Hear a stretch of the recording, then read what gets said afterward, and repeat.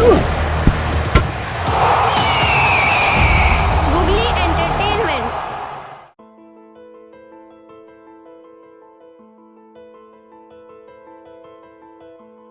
ਗੂਗਲੀ entertainment channel ਦੇਖ ਰਹੇ ਸਾਰੇ ਦਰਸ਼ਕਾਂ ਨੂੰ ਪਿਆਰ ਭਰੀ ਸਤਿ ਸ੍ਰੀ ਅਕਾਲ।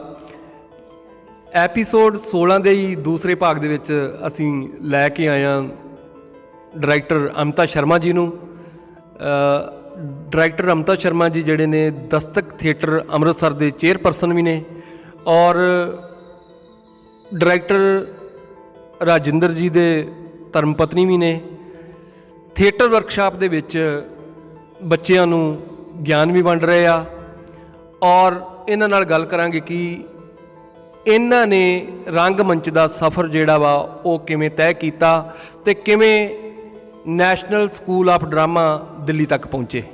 ਅਮਿਤਾ ਜੀ ਸਤਿ ਸ਼੍ਰੀ ਅਕਾਲ ਜੀ। ਸਤਿ ਸ਼੍ਰੀ ਅਕਾਲ ਜੀ ਸਾਰਿਆਂ ਨੂੰ। ਮੈਂ ਐਕਚੁਅਲੀ ਜਦੋਂ ਸਕੂਲ 'ਚ ਸੀਗੀ ਤਾਂ ਸਕੂਲ ਦੇ ਵਿੱਚ ਹੀ ਸਾਡੀ ਇੰਟਰੈਕਸ਼ਨ ਵੀ ਹੋਈ। ਤਾਂ ਅਸੀਂ as a guru as teacher ਇਹਨਾਂ ਨੇ ਮੈਨੂੰ ਐਕਟੀਵਿਟੀਜ਼ 'ਚ ਲਿਆਂਦਾ। ਮੇਰੇ ਪ੍ਰਿੰਸੀਪਲ ਸੀਗੇ ਜਿਹੜੇ ਉਹ ਹਮੇਸ਼ਾ ਇਹ ਕਹਿੰਦੇ ਕਿ ਸਟੱਡੀਜ਼ ਦੇ ਨਾਲ ਨਾਲ ਐਕਟੀਵਿਟੀਜ਼ ਬੱਚਿਆਂ ਨੂੰ ਜ਼ਰੂਰ ਚਾਹੀਦੀਆਂ ਨੇ। ਕੋ ਕਰਿਕੂਲਰ ਐਕਟੀਵਿਟੀਜ਼ ਹੁੰਦੀਆਂ ਸੀਗੀਆਂ ਤਾਂ ਇੱਕ ਦੋ ਵਾਰੀ ਪਾਰਟੀਸਪੇਟ ਕੀਤਾ ਤਾਂ ਉਹਨਾਂ ਨੂੰ ਲੱਗਿਆ ਕਿ ਨਹੀਂ ਇਸ ਬੱਚੀ 'ਚ ਟੈਲੈਂਟ ਹੈ ਤਾਂ ਉਹਨਾਂ ਨੇ ਮੈਨੂੰ ਇੰਟੈਂਸ਼ਨਲੀ ਜਾਣ ਬੁੱਝ ਕੇ ਇਹਨਾਂ ਐਕਟੀਵਿਟੀਜ਼ ਦੇ ਵਿੱਚ ਰੱਖਿਆ। ਤਾਂ ਜਦੋਂ ਮੈਂ 8th ਵਿੱਚ ਸੀਗੀ ਤਾਂ ਮੈਨੂੰ ਉਦੋਂ ਹੀ ਪਤਾ ਲੱਗ ਗਿਆ ਸੀਗਾ ਕਿ ਨੈਸ਼ਨਲ ਸਕੂਲ ਆਫ ਡਰਾਮਾ ਨਾਮ ਦੀ ਇੱਕ ਇੰਸਟੀਟਿਊਸ਼ਨ ਹੈ ਜਿੱਥੇ ਐਕਟਿੰਗ ਸਿਖਾਈ ਜਾਂਦੀ ਹੈ। ਔਰ ਇਹ ਪਤਾ ਮੈਨੂੰ ਮੇਰੇ ਨਾਓ ਹਸਬੈਂਡ ਉਹਨਾਂ ਨੇ ਹੀ ਦੱਸਿਆ। ਤਾਂ ਜਦੋਂ ਮੈਂ ਕਰ ਰਹੀ ਸੀ ਐਕਟੀਵਿਟੀਜ਼ ਡਿਊਰਿੰਗ ਸਕੂਲ ਤਾਂ ਮੈਨੂੰ ਬਹੁਤ ਕਲੀਅਰ ਸੀਗਾ ਉਦੋਂ ਕਿ ਮੈਂ ਨੈਸ਼ਨਲ ਸਕੂਲ ਆਫ ਡਰਾਮਾ 'ਚ ਜਾਣਾ ਹੈ। ਛੋਟੇ ਛੋਟੇ ਕੰਮ ਹੀ ਕਰਦੇ ਸੀਗੇ, ਛੋਟੀਆਂ ਛੋਟੀਆਂ ਐਕਟੀਵਿਟੀਜ਼ ਸੀਗੇ, ਬੱਚੇ ਸੀਗੇ, ਬਟ ਕਲੀਅਰ ਸੀਗਾ। ਪਤਾ ਨਹੀਂ ਕਿੱਦਾਂ ਕਲੀਅਰ ਸੀਗਾ ਬਟ ਕਲੀਅਰ ਸੀਗਾ ਕਿ ਇਹ ਕੰਮ ਕਰਨਾ ਹੈਗਾ।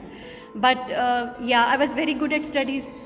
ਤਾਂ ਸਾਇੰਸ ਵਿੱਚ ਬਹੁਤ ਵਧੀਆ ਮਾਰਕਸ ਆਉਂਦੇ ਸੀਗੇ, ਮੈਥਸ 'ਚ 100 ਆਊਟ ਆਫ 100 ਆਉਂਦੇ ਸੀਗੇ। ਤਾਂ ਮੇਰੀ ਫੈਮਿਲੀ ਨੂੰ ਇਹ ਸੀਗਾ ਕਿ ਨਹੀਂ ਤੁਸੀਂ ਐਟਲੀਸਟ ਆਪਣਾ ਬੇਸ ਸਾਇੰਸ 'ਚ ਰੱਖੋ ਕਿਉਂਕਿ ਇਹ ਵੀ ਜ਼ਰੂਰੀ ਹੈ। ਜੋ ਟਾਈਮ ਹੈ ਉਹਦੇ ਹਿਸਾਬ ਦੇ ਨਾਲ ਹਰ ਪੇਰੈਂਟ ਨੂੰ ਹੀ ਹੁੰਦਾ ਕਿ ਸਾਡਾ ਬੱਚਾ ਉਹਦੀ ਜਿਹੜੀ ਬੇਸਿਕ ਹੈ ਉਹ ਸਟਰੋਂਗ ਹੋਣੀ ਚਾਹੀਦੀ ਹੈ ਤਾਂ ਕਿ ਉਹਨੂੰ ਸਟਰਗਲ ਨਾ ਕਰਨਾ ਪਵੇ ਲਾਈਫ ਦੇ ਵਿੱਚ, ਉਹਦੇ ਕੋਲ ਅਪੋਰਚੁਨਿਟੀਜ਼ ਵੱਧ ਤੋਂ ਵੱਧ ਹੋਣ। ਸੋ ਇਸ ਚੱਕਰ ਦੇ ਵਿੱਚ ਮੈਂ ਸਕੂਲ 'ਚੋਂ ਨਿਕਲ ਕੇ ਨਾਨ ਮੈਡੀਕਲ ਕੀਤਾ ਐਂਡ ਦੈਨ ਮੈਂ ਬੀਟੈਕ ਕੀਤਾ ਇਨ IT। 4 ਸਾਲ ਦੀ ਸਟੱਡੀ ਤੋਂ ਬਾਅਦ ਦੈਨ ਮੇਰਾ 1 ਸਾਲ ਦਾ ਗੈਪ ਆਇਆ ਐਂਡ ਆਈ ਅਪਲਾਈਡ। ਮੈਂ ਨੈਸ਼ਨਲ ਸਕੂਲ ਆਫ ਡਰਾਮਾ 'ਚ ਅਪਲਾਈ ਕੀਤਾ ਤਾਂ ਮੇਰੀ ਫਸਟ ਅਟੈਂਪਟ ਦੇ ਵਿੱਚ ਹੀ ਉਹਦੇ ਸਿਲੈਕਸ਼ਨ ਹੋ ਗਈ। ਮੈਨੂੰ ਕੌਨਫੀਡੈਂਸ ਨਹੀਂ ਸੀਗਾ ਕਿਉਂਕਿ ਮੈਂ ਥੀਏਟਰ ਉਹਨਾਂ ਨਹੀਂ ਕਰ ਸਕੀ। ਜਦੋਂ ਤੁਸੀਂ ਸਾਇੰਸ ਫੀਲਡ ਵਿੱਚ ਹੁੰਦੇ ਹੋ ਤਾਂ ਤੁਹਾਨੂੰ ਬਹੁਤ ਲੰਬੀਆਂ ਸਿਟਿੰਗਸ ਦੇਣੀਆਂ ਪੈਂਦੀਆਂ, ਤੁਹਾਨੂੰ 18 ਘੰਟੇ ਸਿਰਫ ਬੈਠ ਕੇ ਪੜ੍ਹਨਾ ਪੈਂਦਾ ਹੈ, ਤਿਆਰੀਆਂ ਕਰਨੀਆਂ ਪੈਂਦੀਆਂ ਆਪਣੀਆਂ।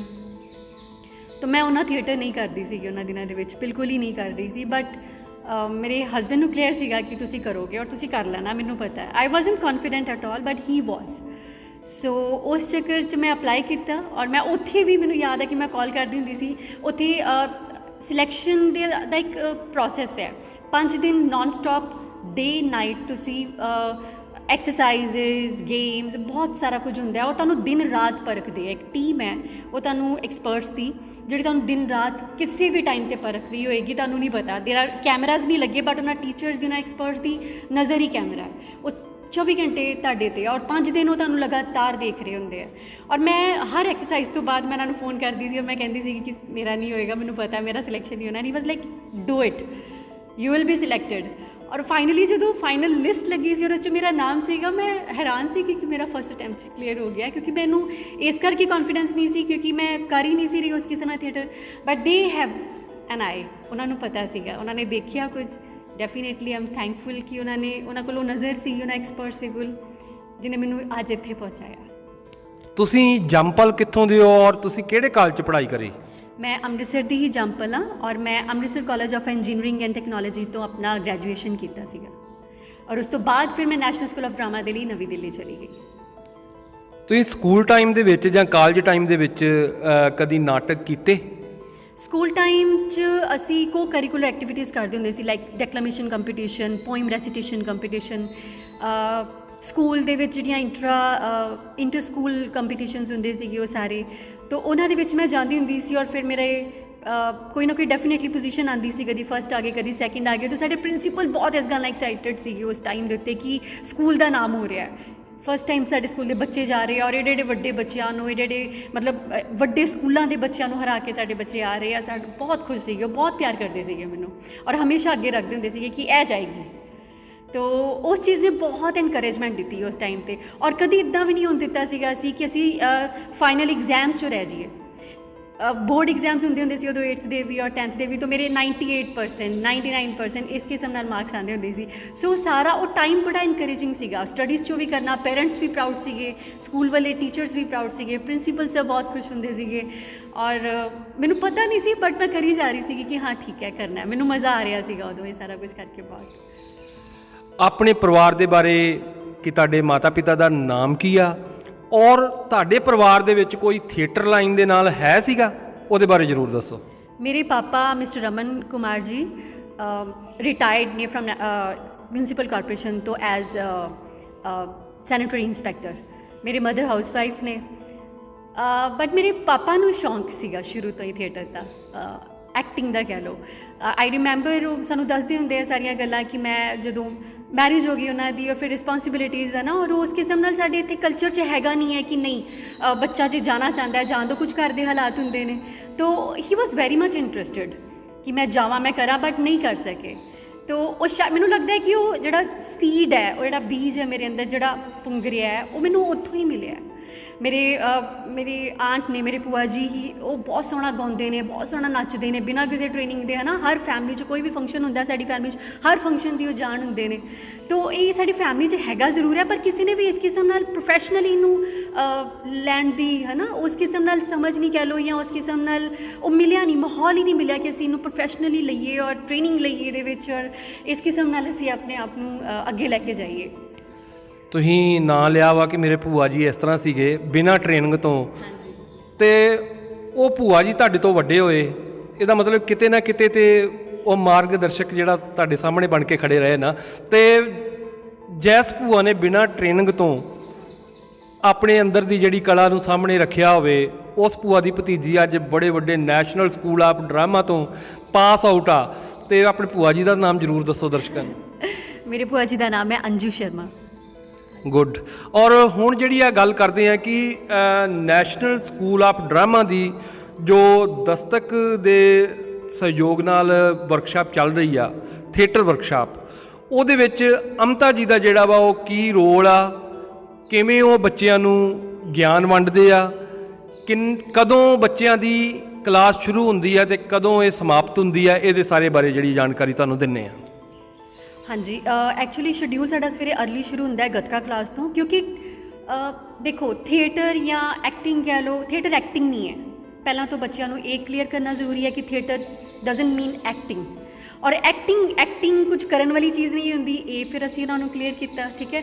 मैनूं लगता है दो चीज़ां ने जिहड़ियां अज दी जनरेशन नूं या कह लो कि सानू भी क्लीयर करनी बहुत जरूरी सी अपने टाइम पर ताकि साड़ी एक समझ बन सके एक चंगी समझ बन सके एक चंगी अप्रोच बन सके और थिएटर दे विच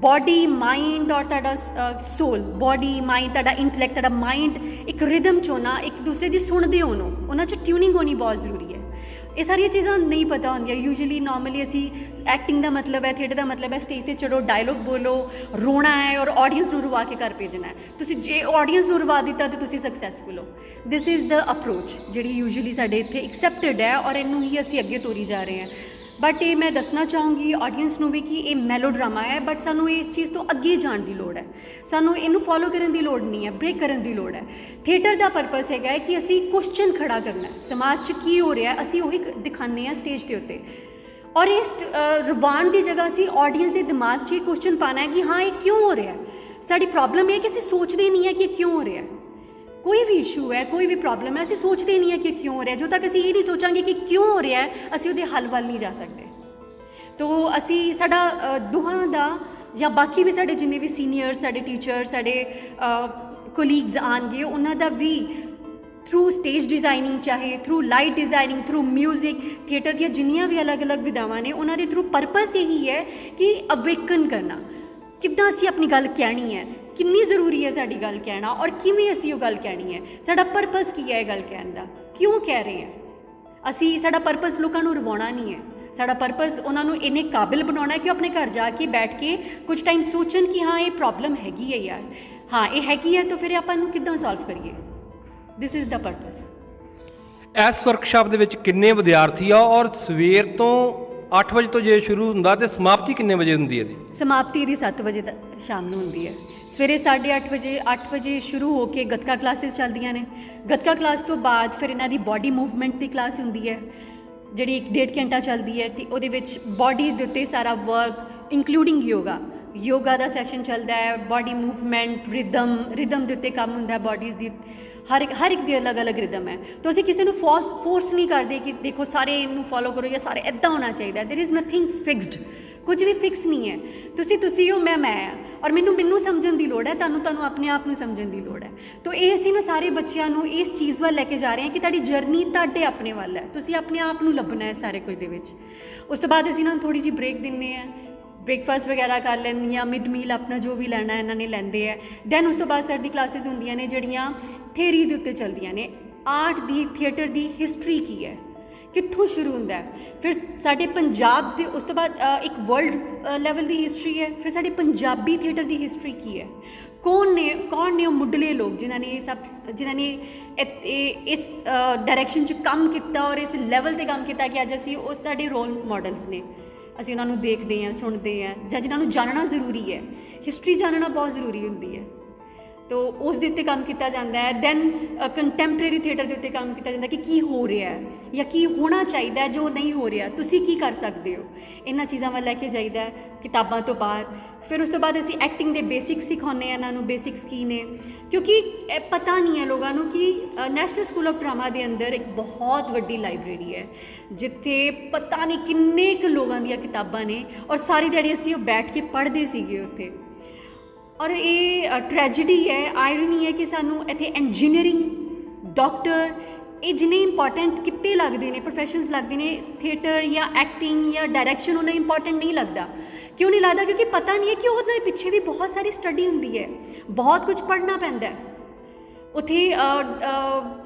ਕੀ ਕਹਿੰਦੇ ਕਿ ਡਰਾਇੰਗ ਦੀ ਜਿਹੜੀ ਕਲਾਸਿਸ ਹੁੰਦੀਆਂ ਨੇ, ਵਰਕਸ਼ਾਪ ਜਿਹੜੀ ਕਲਾਸਿਸ ਹੁੰਦੀਆਂ ਨੇ, ਕਾਰਪੈਂਟਰੀ ਦੀਆਂ ਕਲਾਸਿਸ ਹੁੰਦੀਆਂ ਨੇ। ਔਰ ਬੱਚਿਆਂ ਦੇ ਕੋਲ ਇੱਕ ਲਾਈਨ ਡਰਾ ਕਰਨਾ ਹੀ ਇੰਨਾ ਔਖਾ ਹੁੰਦਾ ਹੈ। ਗੁਰੂ ਜੀ ਸਾਨੂੰ ਸਿਖਾਉਂਦੇ ਆ ਕਿ ਦੇਖੋ ਇੱਕ ਲਾਈਨ ਹੀ ਸੀਗੀ ਨਾ, ਤੁਸੀਂ ਡਰਾ ਕਰਨੀ ਹੈ, ਪਰ ਉਹਦੀ ਮੈਜ਼ਰਮੈਂਟ ਲੈਣੀ ਹੈ ਨਾ, ਪੂਰੀਆਂ ਸੀੜੀਆਂ ਡਰਾ ਕਰਨੀਆਂ। ਉਹ ਜਿਹੜੀਆਂ ਬੌਲੀਆਂ ਨੇ ਦਿੱਲੀ ਦੇ ਵਿੱਚ, ਅਸੀਂ ਉੱਥੇ ਜਾਂਦੇ ਸੀ, ਬੈਠਦੇ ਸੀ, ਉਹਨਾਂ ਨੂੰ ਦੇਖਦੇ ਸੀਗੇ, ਫਿਰ ਉਹਨਾਂ ਡਰਾ ਕਰਦੇ ਸੀਗੇ ਆ ਕੇ। ਤਾਂ ਸਾਰਾ ਦਿਨ ਲੱਗ ਜਾਂਦਾ ਹੁੰਦਾ ਸੀ।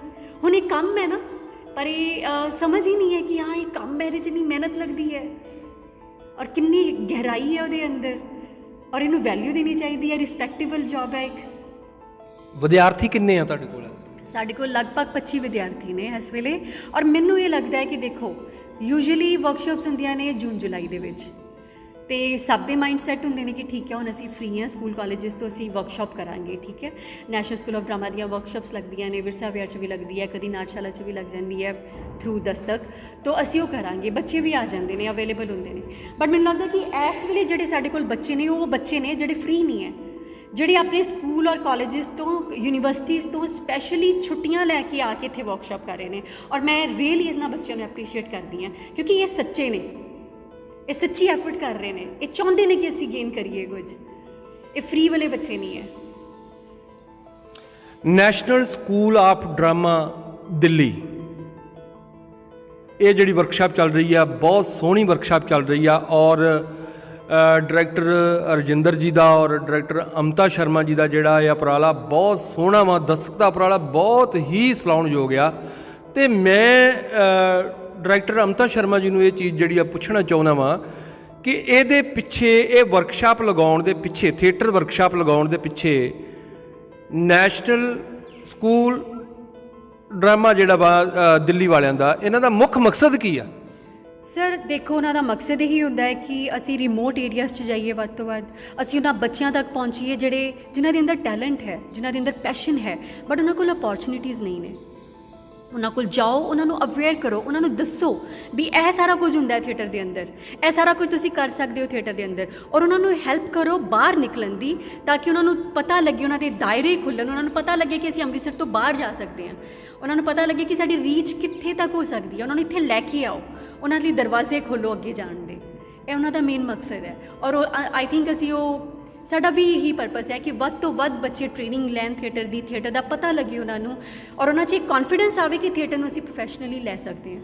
ਇਹ ਵੀ ਇੱਕ ਪ੍ਰੋਫੈਸ਼ਨ ਹੈ, ਰਿਸਪੈਕਟਫੁਲ ਪ੍ਰੋਫੈਸ਼ਨ ਹੈ, ਔਰ ਅਸੀਂ ਇਹਨੂੰ ਆਪਟ ਕਰ ਸਕਦੇ ਹਾਂ, ਲੈ ਸਕਦੇ ਹਾਂ, ਚੂਜ਼ ਕਰ ਸਕਦੇ ਹਾਂ, ਔਰ ਆਪਣਾ ਸਿਰ ਉੱਚਾ ਰੱਖ ਸਕਦੇ ਹਾਂ, ਸਿਰ ਉੱਚਾ ਚੱਕ ਕੇ ਤੁਰ ਸਕਦੇ ਹਾਂ ਸਮਾਜ ਦੇ ਵਿੱਚ ਔਰ ਆਪਣੀ ਗੱਲ ਰੱਖ ਸਕਦੇ ਹਾਂ। ਅਸੀਂ ਉਹ ਕਰ ਸਕਦੇ ਹਾਂ ਜੋ ਆਮ ਬੰਦਾ ਨਹੀਂ ਕਰ ਰਿਹਾ ਇਸ ਵੇਲੇ। ਤੋ ਇਹ ਸਾਰੀਆਂ ਚੀਜ਼ਾਂ, ਇਹ ਸਾਰੀ ਅਵੇਅਰਨੈਸ ਉਹਨਾਂ ਨੂੰ ਪਹੁੰਚਾਉਣਾ ਹੀ ਸਾਡਾ ਮਕਸਦ ਹੈ। ਨੈਸ਼ਨਲ ਸਕੂਲ ਆਫ ਡਰਾਮਾ ਦਾ ਵੀ ਇਹੀ ਮਕਸਦ ਹੈ।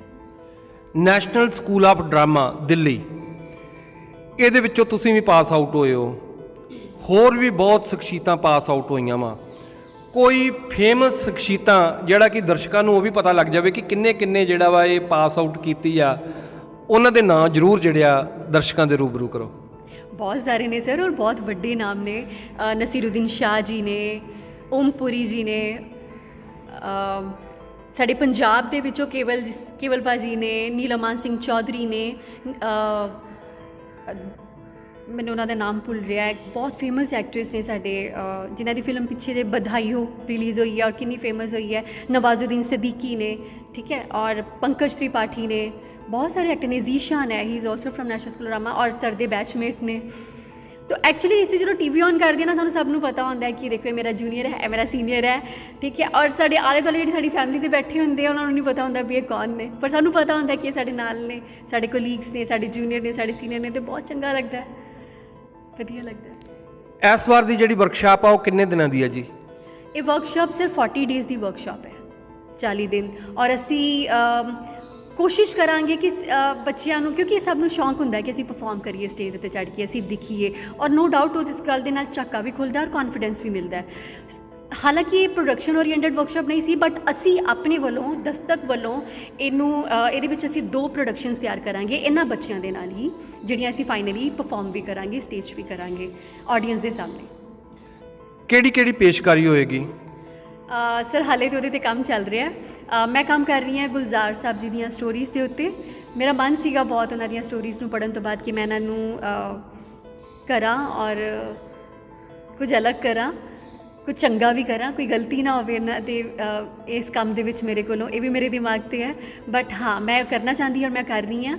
सर कर रहे ने कृष्ण बलदेव जी दी एक प्ले है उन्हां दा भूख आग है, उन्होंने असीं पंजाबी चो अडैप्ट कर रहे हैं और पंजाबी विच ही करनगे कि भुख तां अग है, तो वो उन्हां दे उत्ते काम कर रहे हैं।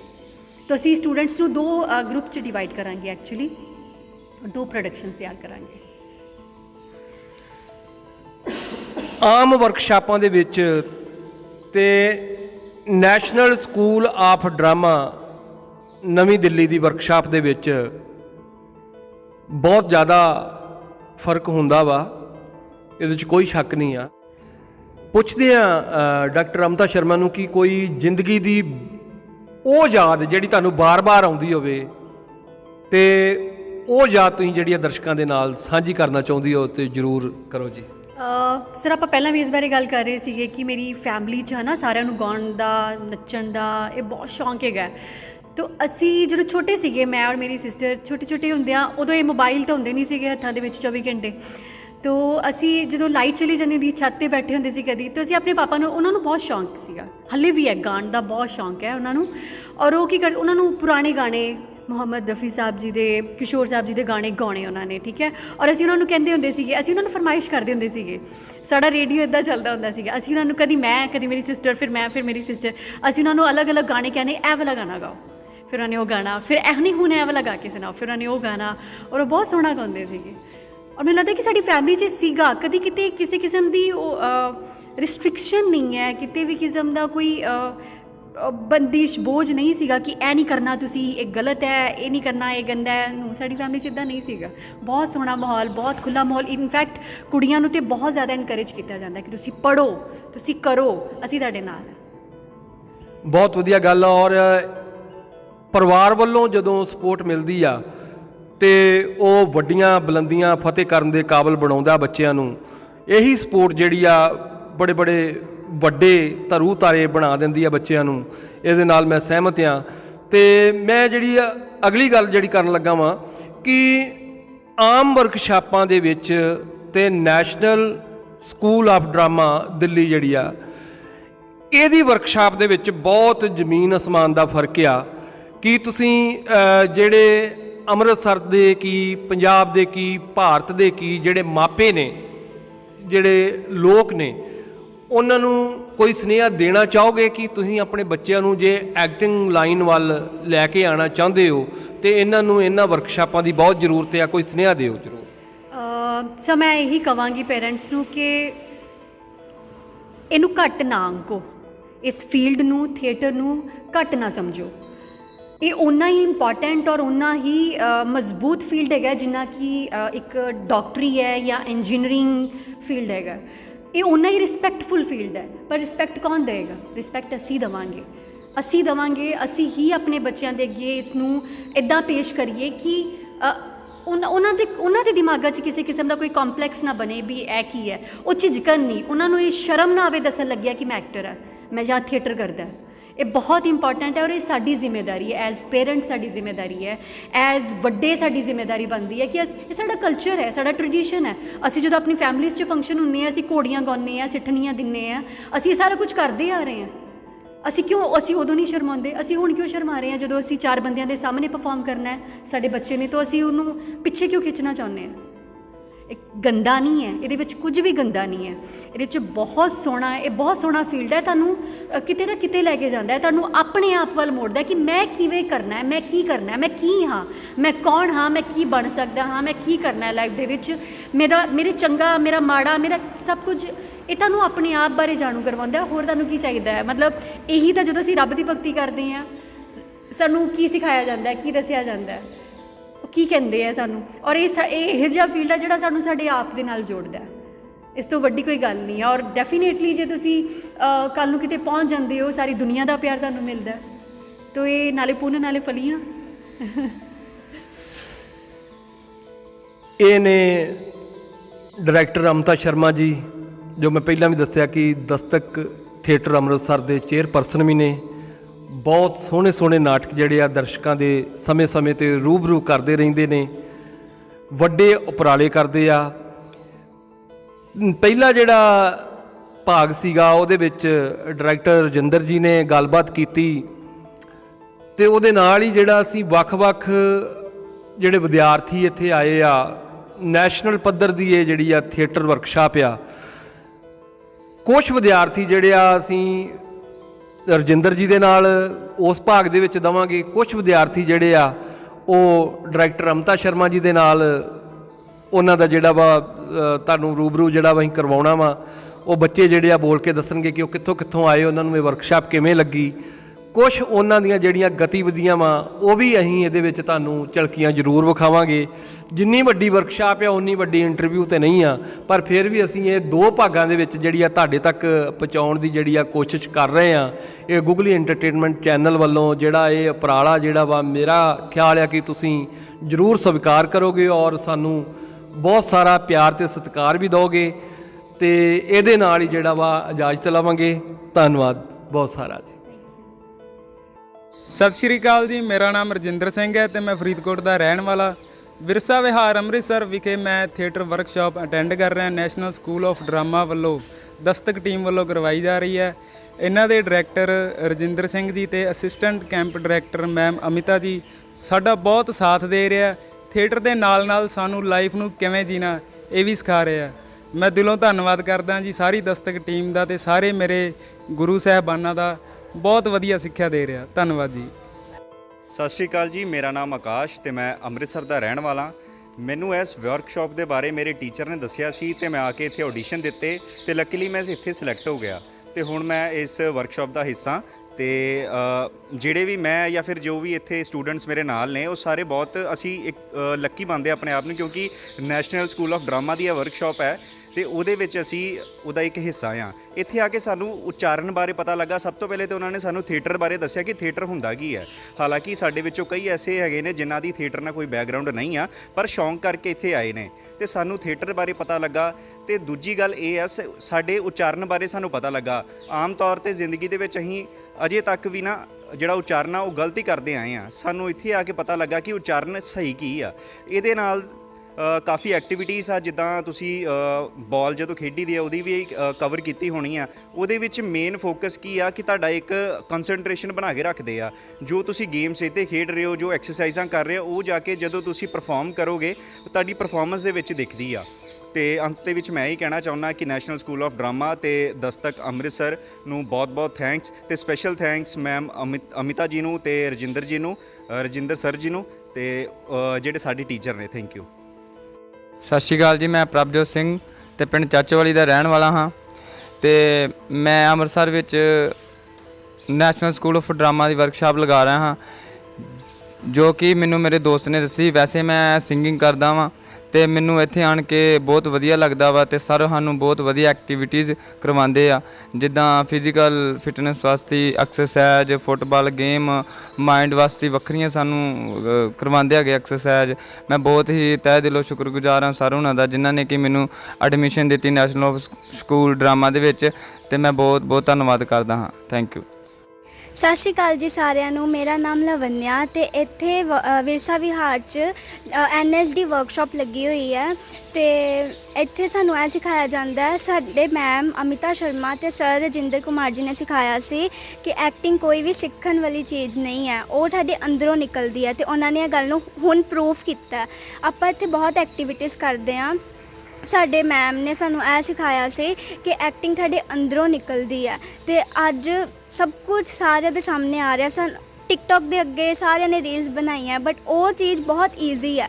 ਤੁਹਾਨੂੰ ਇੱਥੇ ਆ ਕੇ ਪਤਾ ਲੱਗਦਾ ਕਿ ਰੀਅਲ ਐਕਟਿੰਗ ਹੈ ਕੀ, ਤੇ ਉਹਦੇ ਲਈ ਬਹੁਤ ਕੁਝ ਕਰਨਾ ਪੈਂਦਾ ਹੈ। ਤੁਹਾਡੇ ਬਾਡੀ ਦੀ ਫਲੈਕਸੀਬਿਲਿਟੀ ਹੋਣੀ ਚਾਹੀਦੀ, ਮਾਈਂਡ ਦੀ ਫਲੈਕਸੀਬਿਲਿਟੀ। ਸੋ ਜਿਨ੍ਹਾਂ ਨੂੰ ਵੀ ਮੌਕਾ ਮਿਲਦਾ ਵਰਕਸ਼ਾਪ ਅਟੈਂਡ ਕਰਨ ਦਾ, ਉਹ ਜ਼ਰੂਰ ਆਉਣ ਵਿਰਸਾ ਵਿਹਾਰ। ਤੇ ਸਪੈਸ਼ਲ ਥੈਂਕਸ ਦਸਤਕ ਅੰਮ੍ਰਿਤਸਰ ਤੇ ਸਾਡੇ camp director Rajinder Singh sir ਤੇ camp director assistant Amita Sharma ma'am. Thank you. ਸਤਿ ਸ਼੍ਰੀ ਅਕਾਲ ਜੀ, ਮੇਰਾ ਨਾਮ ਹੈ ਰੋਬਿਨ ਸਿੰਘ ਤੇ ਮੈਂ ਅੰਮ੍ਰਿਤਸਰ ਪੰਜਾਬ ਦਾ ਰਹਿਣ ਵਾਲਾ। ਇਹ ਵਰਕਸ਼ਾਪ ਤੇ ਆ ਕੇ ਬਹੁਤ ਹੀ ਕੁਝ ਸਿੱਖਿਆ ਤੇ ਮੈਂ ਥੈਂਕ ਯੂ ਕਰਦਾ ਰਜਿੰਦਰ ਸਰ ਦਾ, ਜਿਨ੍ਹਾਂ ਨੇ ਵਰਕਸ਼ਾਪ ਆਰਗੇਨਾਈਜ਼ ਕੀਤੀ, ਤੇ Amita ma'am the thank you. ਸਤਿ ਸ਼੍ਰੀ ਅਕਾਲ ਜੀ ਸਾਰਿਆਂ ਨੂੰ। ਮੇਰਾ ਨਾਮ ਹੈ ਆਕਾਸ਼ ਕਲਿਆਣ ਤੇ ਮੈਂ ਅੰਮ੍ਰਿਤਸਰ ਦਾ ਰਹਿਣ ਵਾਲਾ ਹਾਂ। ਵਿਰਸਾ ਵਿਹਾਰ ਦੇ ਵਿੱਚ ਜਿਹੜੀ ਨੈਸ਼ਨਲ ਸਕੂਲ ਆਫ ਡਰਾਮਾ ਤੇ ਦਸਤਕ ਥੀਏਟਰ ਅੰਮ੍ਰਿਤਸਰ ਵੱਲੋਂ ਆਰਗੇਨਾਈਜ਼ ਕੀਤੀ ਜਾ ਰਹੀ ਹੈ ਥੀਏਟਰ ਵਰਕਸ਼ਾਪ, ਉਹਦੇ ਵਿੱਚ ਮੈਂ ਇੱਕ ਪਾਰਟਿਸਿਪੈਂਟ ਹਾਂ ਤੇ ਬਹੁਤ ਹੀ ਮਤਲਬ ਵਧੀਆ ਲੱਗ ਰਿਹਾ ਇੱਥੇ ਆ ਕੇ। ਬਹੁਤ ਵਧੀਆ ਐਕਸਪੀਰੀਅੰਸ ਆ। ਸਾਡੇ ਜਿਹੜੇ ਟੀਚਰਸ ਆ, ਕੈਂਪ ਡਾਇਰੈਕਟਰ ਰਜਿੰਦਰ ਸਰ ਤੇ ਅਸਿਸਟੈਂਟ ਕੈਂਪ ਡਾਇਰੈਕਟਰ ਸਾਡੇ ਅਮਿਤਾ ਸ਼ਰਮਾ ਮੈਮ, ਬਹੁਤ ਹੀ ਇਨੋਵੇਟਿਵ ਵੇਜ਼ ਦੇ ਨਾਲ ਮਤਲਬ ਉਹ ਸਾਨੂੰ ਐਕਟਿੰਗ ਦੇ ਗੁਰ ਸਿਖਾ ਰਹੇ ਆ। ਬਹੁਤ ਮਜ਼ਾ ਆ ਰਿਹਾ ਸਿੱਖ ਕੇ ਤੇ ਮਤਲਬ ਬੜੇ ਵਧੀਆ ਤਰੀਕੇ, ਜਿਵੇਂ ਕਿ ਬੋਡੀ ਤੇ ਮਾਈਂਡ ਨੂੰ ਫਲੈਕਸੀਬਲ ਕਿੱਦਾਂ ਕਰਨਾ ਆ। ਵੱਖਰੀਆਂ ਐਕਸਰਸਾਈਜ਼ਸ ਸਾਨੂੰ ਕਰਵਾਈਆਂ ਜਾਂਦੀਆਂ ਨੇ ਕਿ ਮਤਲਬ ਬੋਡੀ ਨੂੰ, ਮਤਲਬ ਆਪਣੀ ਫਿਜ਼ੀਕ ਨੂੰ, ਤੁਹਾਡੀ ਜਿਹੜੀ ਬੋਡੀ ਆ ਉਹ ਕਿੱਦਾਂ ਫਲੈਕਸੀਬਲ ਬਣੇ, ਕਿੱਦਾਂ ਉਹ ਐਕਟਿਵ ਰਵੇ ਸਾਰਾ ਦਿਨ, ਕਿਉਂਕਿ ਇੱਕ ਐਕਟਰ ਦੀ ਬੋਡੀ ਜਿਹੜੀ ਹੈ ਉਹ ਬਹੁਤ ਹੀ ਫਲੈਕਸੀਬਲ ਤੇ ਬਹੁਤ ਐਕਟਿਵ ਹੋਣੀ ਚਾਹੀਦੀ ਆ।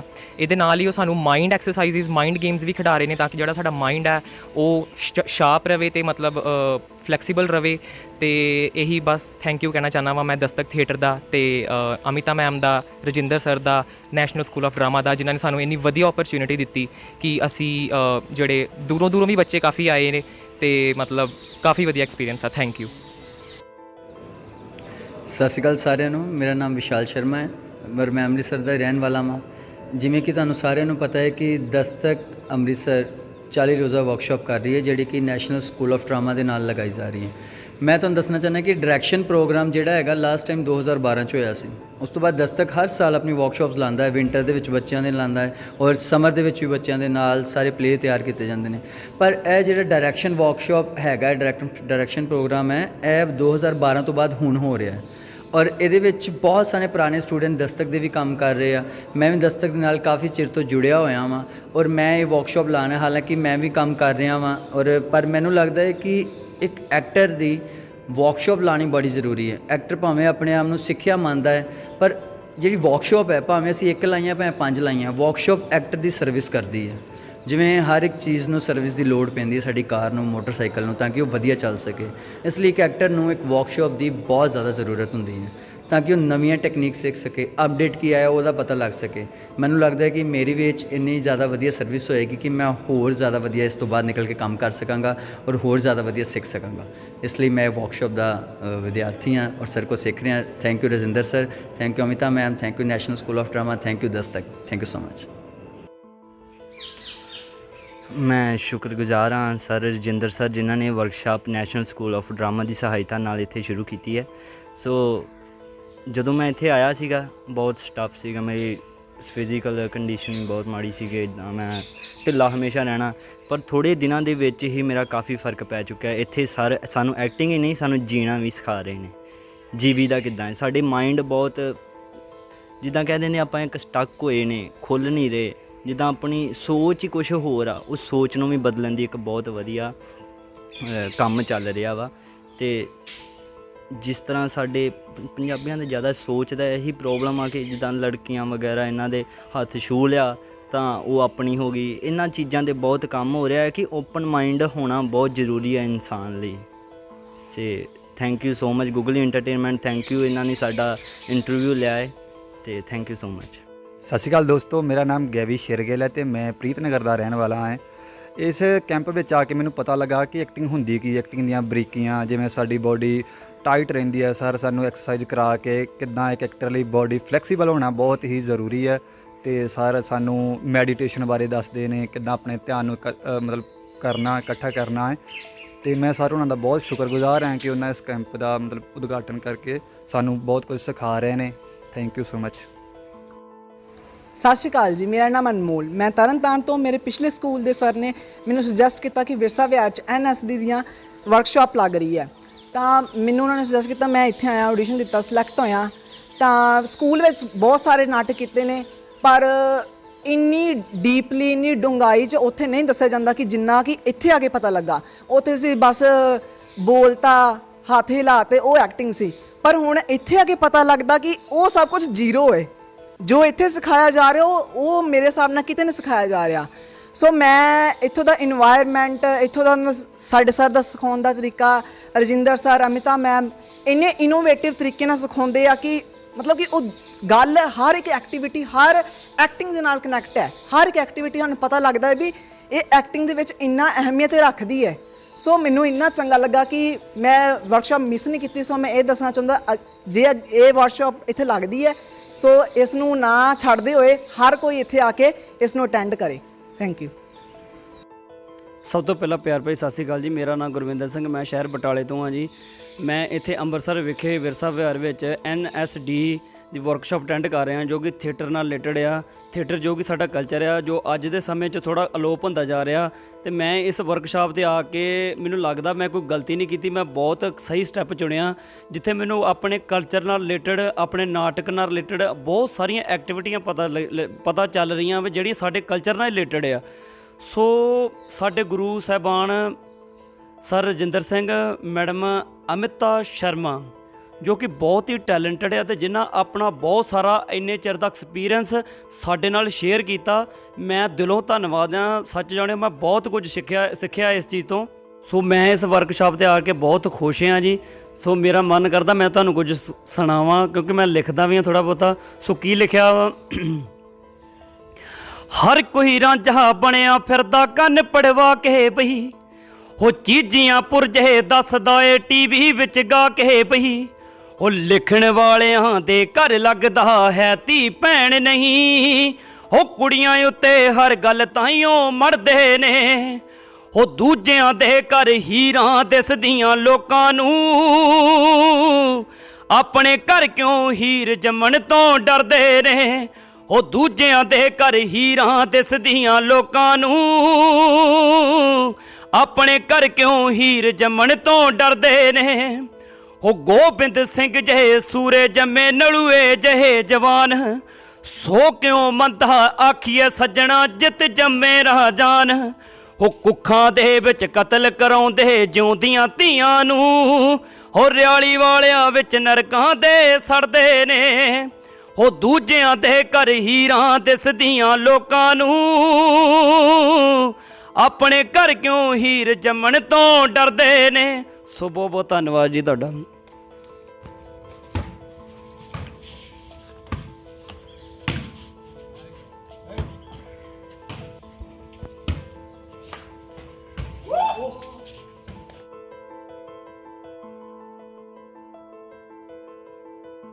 Thank you.